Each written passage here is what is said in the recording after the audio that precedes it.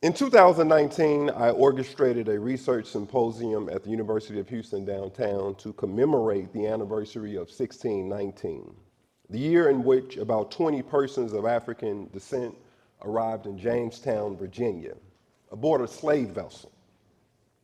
In the spirit of Sankofa, we named this symposium Reflecting Black to accentuate the importance of historical reflection on the African American experience and to highlight the agency, beauty, and creativity of Black people despite centuries of oppression.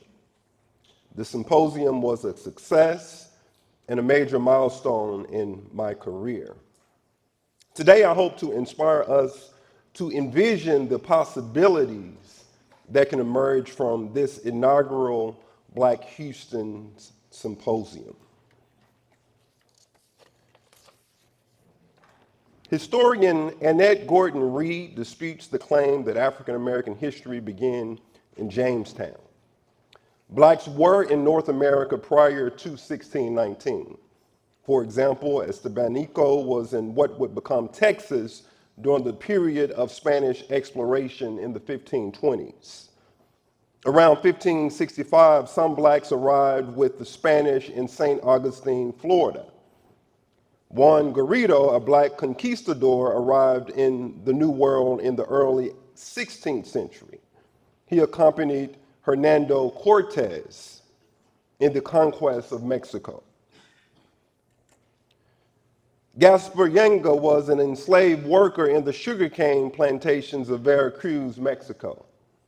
In 1570, he led a successful slave rebellion in South Central Mexico and established a Black settlement. While Blacks were in America well before 1619, this date is important because of the impact enslavement and white supremacy has had on the development of the United States. 1619 commemorates how millions of Blacks came to British North America against their will via the Middle Passage. So I desired to lead the charge at my institution to reflect on Black life since 1619. Now understand that timing was important. This was the 400th anniversary of 1619. It is improbable that any of us will be here for the 500-year mark. I wanted to go all out, party like it's 1999. So I shared my ideas with colleagues and formed a planning committee. And many of my colleagues wondered if a national symposium could work at UHD. My dean, an African-American woman, Delviana Fulton, I want to acknowledge her. She was supportive of my vision and backed my proposal. As we were planning our symposium, the New York Times released the 1619 Project, led by Nicole Hannah-Jones. And of course, Spike Lee was representing 1619 with apparel. This helped inspire my colleagues that we were on the right track. Commemorating 1619 was a big deal in 2019. In addition to the symposium, I had envisioned hosting a Greek step show competition. Black Greeks at local colleges could creatively incorporate Black history into their step show performance. I wanted to go all out. This was a big deal. Some of my students that were Greeks loved the idea.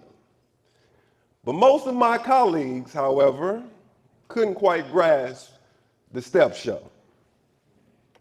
They were kind of, scratching their head on pursuing a step show in addition to the research symposium.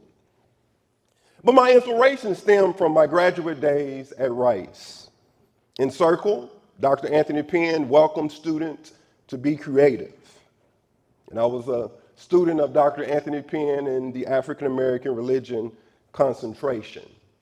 As graduate students in African American religion, we successfully organized a DJ competition in alliance with the religion and hip hop course. I don't know if y'all get this. We executed a DJ competition at Rice in a religion department.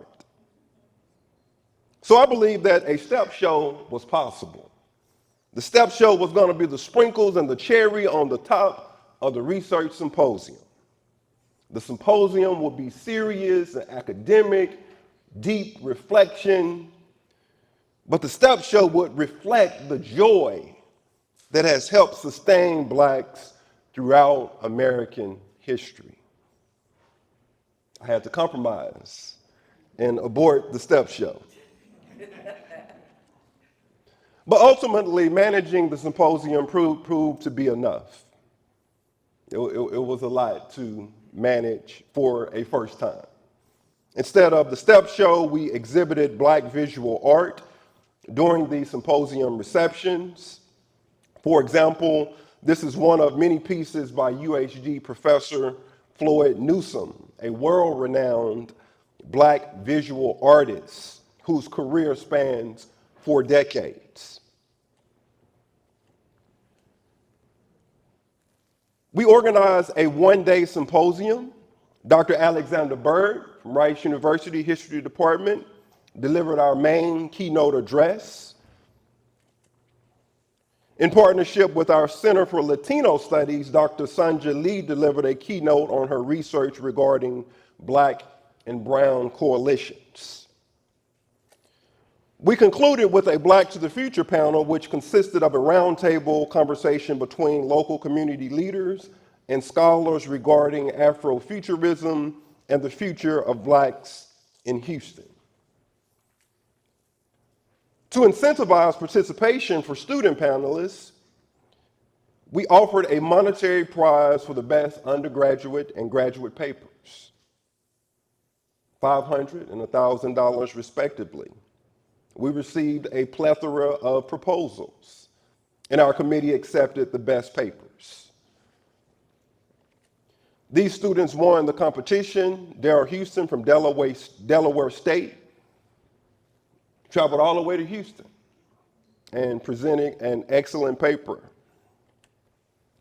And Rachel, and forgive me if I'm mispronouncing her last name, Persarowska, was a doctoral candidate at Rice University who won our graduate paper best submission.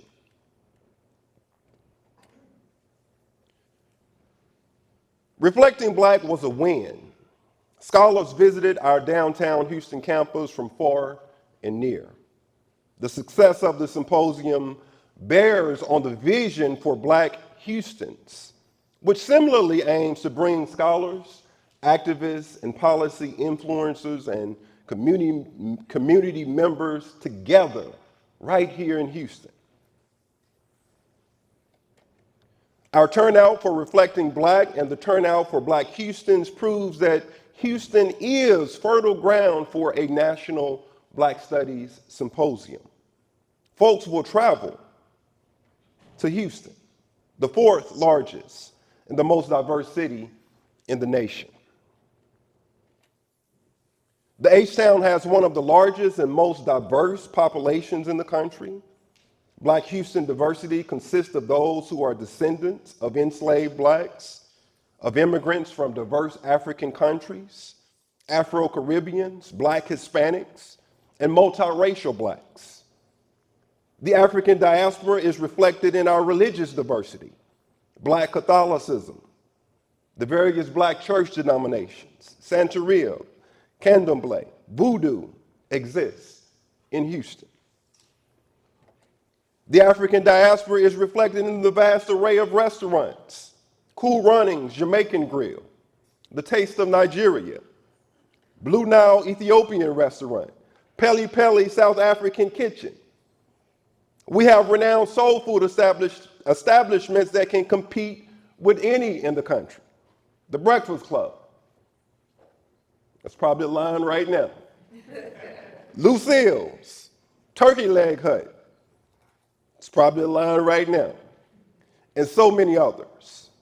Bun B's Trill Burgers have become a big hit in Houston. We were at the carnival this weekend. Me and my wife wanted to try, but once we saw that line, we changed our mind. There are plenty of cultural sites for guests to visit, such as the Gregory School, Jack Yates House, Project Row Houses, the Shrine of the Black Madonna, so many others. We have a rich Black political history, civil rights, sports history. The H-Town is an attractive place for a national symposium. And of course, visitors can also take 45 South to Galveston, the home of Juneteenth. This beautiful Galveston mural captures how Texas situates in American history. And Houston is also fertile ground for a national research symposium because of the number of local colleges and universities invested in Black studies, with either new departments, centers, majors, or minors. Earlier this spring, UHD received a Mellon grant valued at $500,000 to support the establishment of a Black Studies program at UHD. Please celebrate that with me.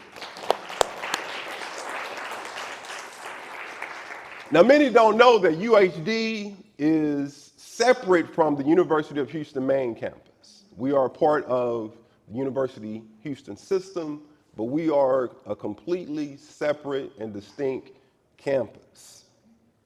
Unlike the main campus, UHD is a minority and Hispanic serving institution.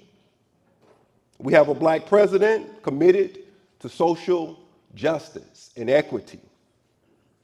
It is noticeable that across many of our local universities, we have Black presidents, including here at Rice.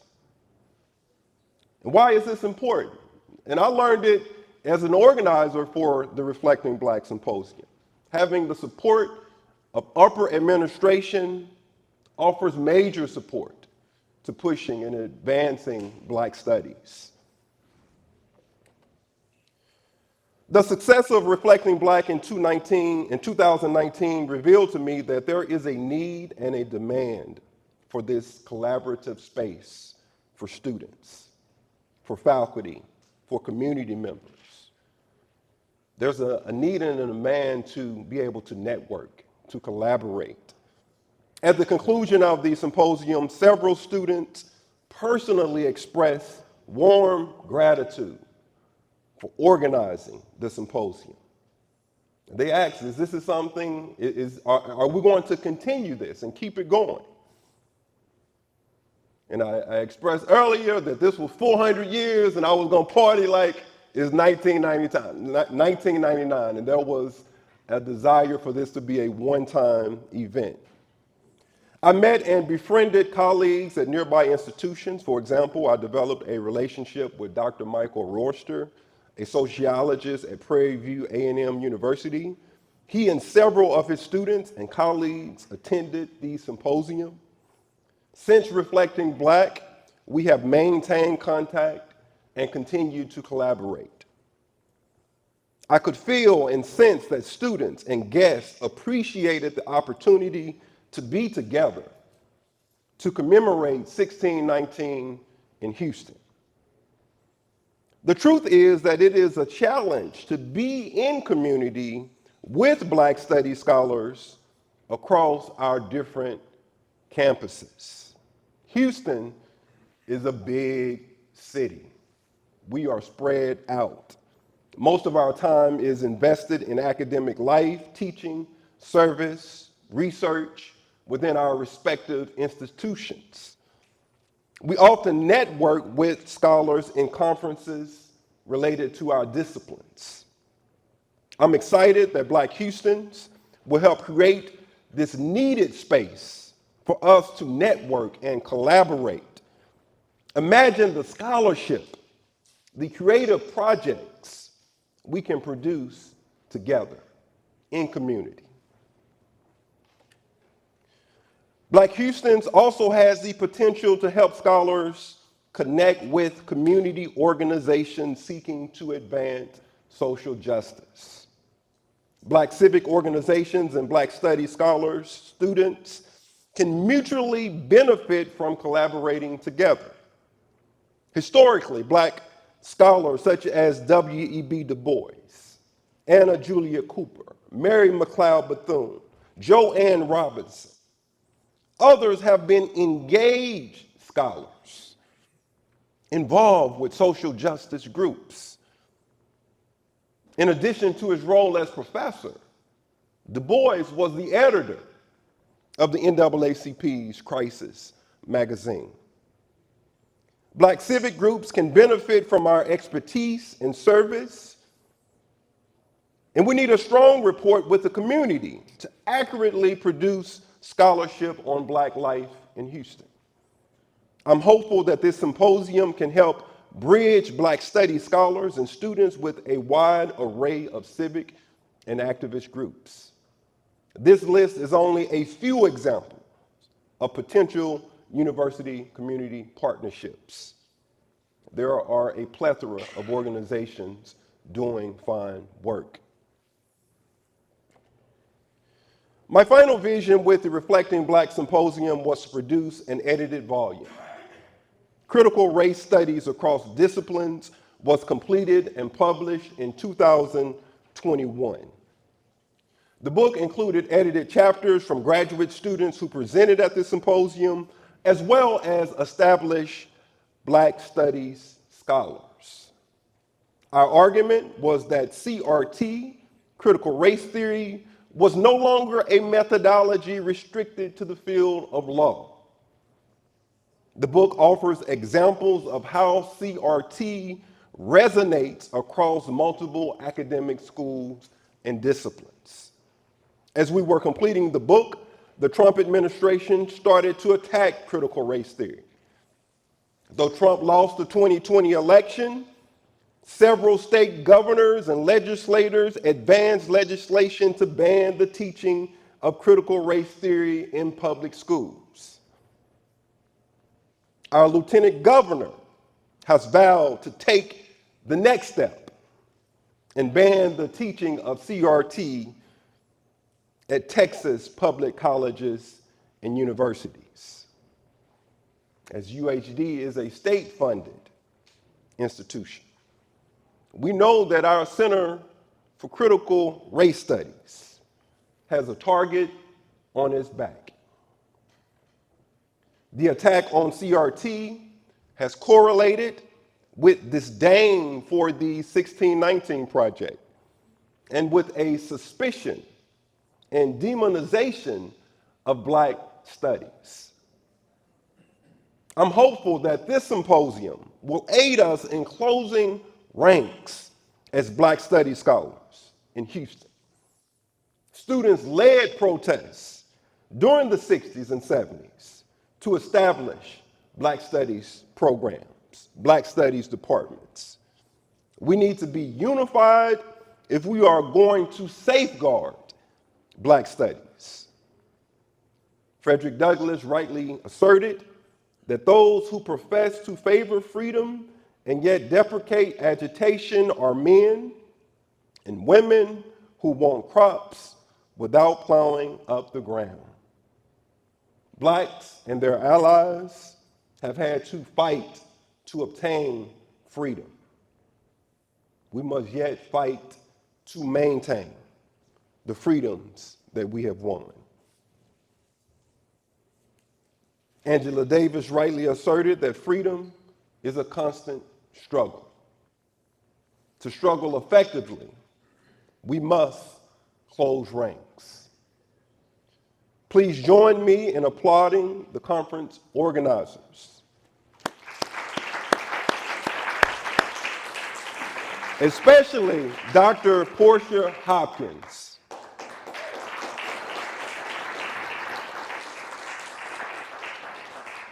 This conference is significant because it is bringing us together. We are community. We are family. Together we stand, and together we rise. Thank you.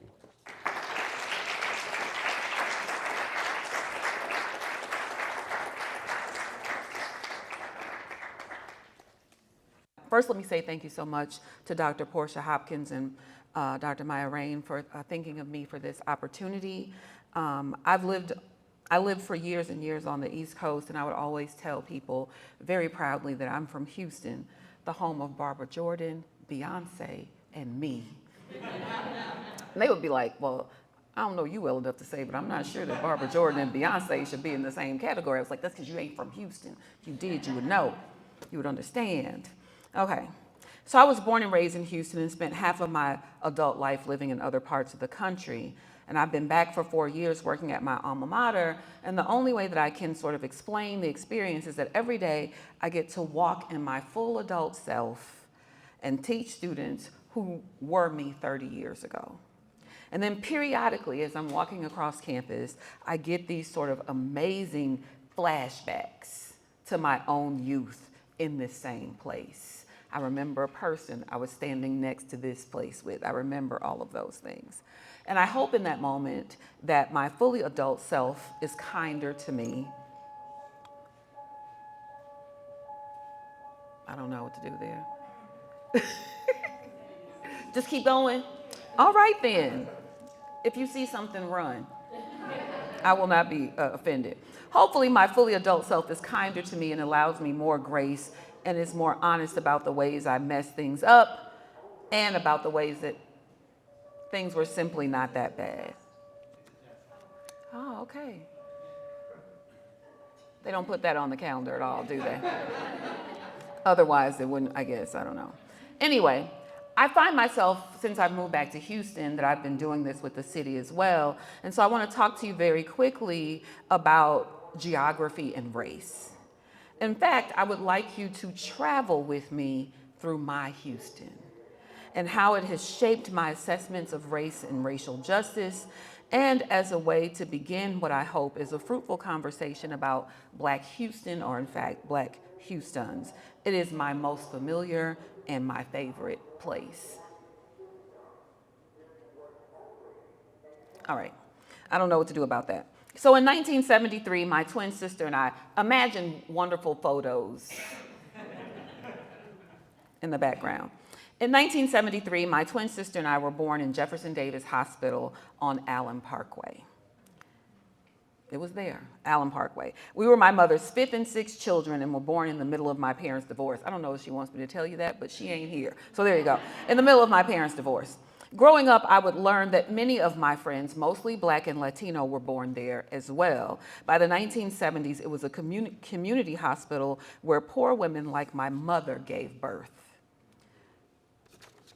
And I printed it on, I'm making my life difficult. I printed it front and back. Okay, what I also came to know much later is who Jefferson Davis actually was.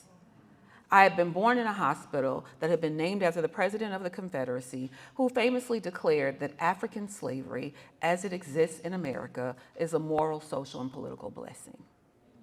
I wasn't born knowing who Jefferson Davis was, but mothers like mine knew that at their moment of need, the social safety net that they worked and paid taxes into chose to name a critical building after someone who had fought vehemently to keep people who look like them enslaved, to be vulnerable and in need and have to walk into a building that enshrines the memory of a person who did not see them as fully human.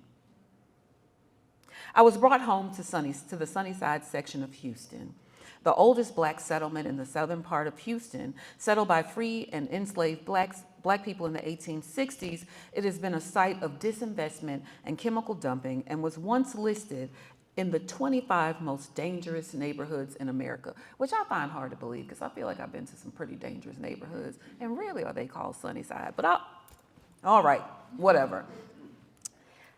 And even though there's an effort to increase significant racial change right now through gentrification, it still remains a predominantly Black community. And I spent my early days at Sunnyside Elementary on Belford and Scott, and this was a school where I could count the number of white students and teachers in the building on two hands, and I have no recollection whatsoever of Latinos or Asian Americans at all. And nearly everyone was on free or reduced lunch. I was there at the end of the careers for many teachers who had taught almost exclusively in segregated settings. It was resource poor, but fertile ground for empowering and educating Black children. I was richly rewarded during my time there, and by the time I was in the 3rd grade, I was going to the 5th grade class to do advanced work and was consistently praised for my intelligence, and that in a way that instilled in me a sense of pride and confidence. To this day, I have all these random Black history facts that were drummed into me at that school. I can tell you about Charles R. Drew and Ralph Bunche and Ida B. Wells and Septima Clark, because those teachers believed it to be critical to our education to know that people who look like us had accomplished great things. We knew we could be great despite our circumstances because these historical figures had overcome the burdens of slavery and Jim Crow and racial terror. But 3 of my mother's other children had also gone to Sunnyside Elementary and other schools in the neighborhood. And by the time my twin sister and I were completing elementary school, none of them had managed to stay in and complete college. They were contributing adults who worked and learned trades and joined the military and have all since gone on to finish college. But at the time, they were dropping out. And college was the goal right out of high school for everyone. It was the American dream. It was the route to the middle class. It was the route to home ownership. It was the way to get a pension. It was the way to fully live out the American dream. According to my mother, she worked with another single mom whose children had all gone to college and graduated, and she asked this woman for advice. And this woman told my mother that the key to making sure your children went to college and stayed was to put them in a place where there was only one option. So the next thing you know, my mother comes home, we are quickly tested, and then we are on a bus to Lanier Middle School in Montrose. For the next 6 years, on any given morning, Monday through Friday, between 6 and 6:30 a.m., Melinda Price and Melanie Price could be found standing at Attucks Middle School on Belford, or at a neighborhood corner store, or Watkins Grocery Store on Cullen, waiting on a big yellow bus to take us out of our community to a better resourced and better regarded school. I was lucky I came of age during the height of desegregation in American education. The federal government enforced laws and policies that mandated racial integration, and local school districts adhered to those regulations. Both of those things happened. None of them are happening anymore. They created magnet schools like the one I graduated from, the High School for Law Enforcement and Criminal Justice, which I think has a new name now, and other integration schemes like busing, which I also participated in to ensure that the promise of Brown v. Board would finally be fulfilled. And it wasn't just the schools that were being integrated. If you were involved in these integration schemes in the early 1980s, those schools were integrated, but so were the cheer squads and the student council and the sports teams. Literally everything had to reflect integration. They were committed to assuring that at least some of the schools in the district experienced integration, even if that meant that neighborhood schools remained homogeneous racial enclaves with considerably uneven funding. I eventually went on to graduate from high school and went to Prairie View A&M University. Yay! Thank you. See some of my people here. To Prairie View A&M University, a Black college that is intentionally placed on the grounds of a former plantation site. It's filled with a history of degradation and violence, but has been transformed into a place of freedom seeking and justice. There, I was encouraged by my mentors to go to graduate school. So imagine sitting in a class at the Ohio State University in Columbus, Ohio, and reading a book called Dumping in Dixie by the esteemed scholar Robert Bullard from Texas Southern University, and learning in that moment that you had grown up in a community that was filled with toxic dump sites. To learn that environmental justice, look, I knew it happened in other parts of the city, I just didn't know I was a part of it, which changes everything, by the way. To learn that environmental justice was also part of your racial story that you had not been told. Others in the class confessed to feeling sorry for those people who had to live in places like that.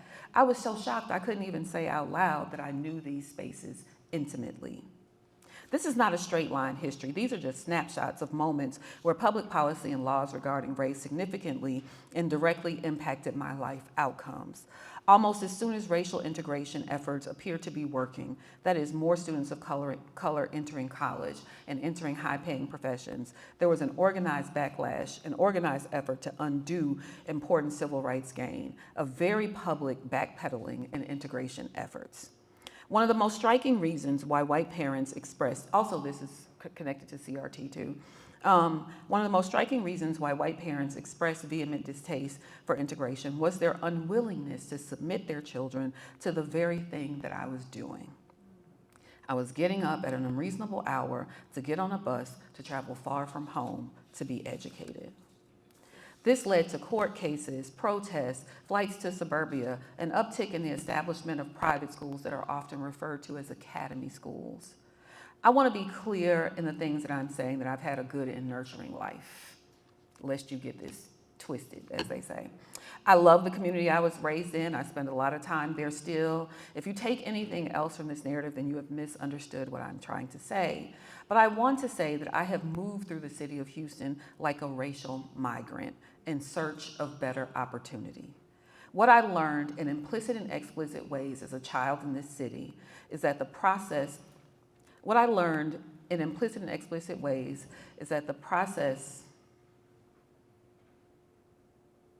I don't even know what's happening here in my notes, I'm very sorry. What I learned is that I learned a lot about my place in the American racial hierarchy and in the Houston racial hierarchy, and about the connections between perceived value of a place and the race of the people who inhabit it. I learned that a good education could only be found in communities where people who look like me did not live. I learned that well-lit, manicured streets were possible, just not in my neighborhood. I learned that people in my community could work and pay taxes and still have to enter public buildings and spaces that lauded people who meant them harm. Jeff Davis, Dick Dowling, Ross Barnett, Robert E. Lee. I learned that to be Black and born in Sunnyside meant that if you succeeded, it will be despite the obstacles and not because the path has been made clear through sufficiently funded schools, access to healthy public spaces, and so much more. I say this to you because I want you to know that I am grateful for the life that I lived, but there were periods in this journey where I felt bad, where I wished the history was different, where I wanted the narratives that shape people's understandings of me to be all positive, but I was not afforded that. I had to learn to be in this world with the dehumanizing myths attributed to my racial group and acquire facts in an unsystematic way to undo that. I gleaned Black history when I encountered teachers who took it upon themselves to add those lessons to the community. Not in the organized way, for instance, that I learned Texas history. How many of you in here are from Texas? Oh, good. So you'll get this reference. So if you've taken Texas history in the state of Texas, you'll understand that it was the largest book I've ever had in school, period. Am I wrong? It is the thickest, it's like this thick. And nowhere in Texas, everywhere else they're giving you worksheets. But that Texas history book is like this thick, which tells you something about the priorities of the state and how few Black people were actually in that book. Not in the organized way we read American classics in English, where the only book that addressed race directly was To Kill a Mockingbird, where the beleaguered Tom Robinson is a sidebar in the life of the Finch family. I say that even though this remains one of my favorite books and movies of all times. I mean, I love Atticus Finch. Anyway, so this conference that talks about Black Houston and the ways in which Houston continues to be a racial, ethnic, and cultural mosaic, but one that also carries a glaring tradition of group disparities, I think is vital. I thought it would be nice to start by remembering the girl who grew up loving her city despite the ways it might have told her in troubling names and neighborhood neglect, through toxic playscapes and persistent segregation, that maybe it did not love her as much as it did people who lived in other communities. And I'd like you to also maybe spend some time with the woman who came home after 25 years away to walk in those same spaces and collaborate with you, I think, in efforts to think about how our future can outpace our past and maybe be a corrective to the things that we did before. Thank you. Thank you. Thank you.